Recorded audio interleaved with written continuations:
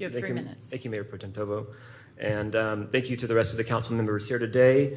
And thank you for listening at this pivotal moment. I know that your task isn't easy, and so I thank you for your time.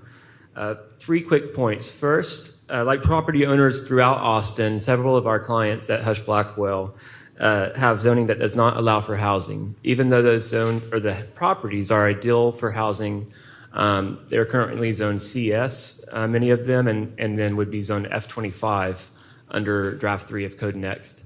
And most of those properties should allow for housing. And as another example, the Central Health property, the former Brackenridge Hospital site, would not be zoned for any residential use whatsoever under CodeNext. And we believe that zoning it for a mixed use would allow it to contribute to a connected, compact city through downtown core zoning. Second, there are also properties that have conditional overlays that are no longer needed, and CodeNext zoning would actually help to not need those conditional overlays in certain instances. I know it's not always that simple, but we need to take a closer look and examine those properties where we can remove the conditional overlay, remove F25 zoning, and move forward with more transparent zoning categories.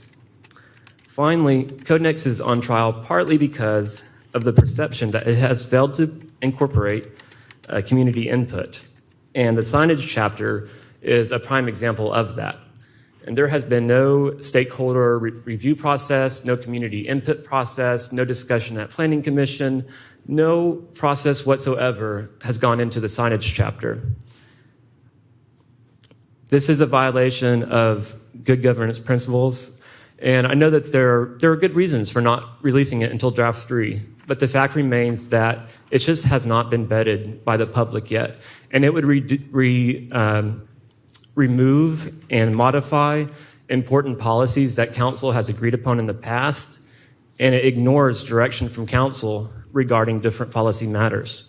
And so I ask you to examine whether we really should move forward with it or if we should table it and pick it up after the CodeNext process so that we can have a thorough vetting process.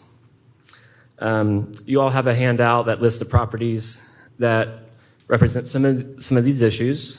I'm here. Thank you for your time. Thank you very much.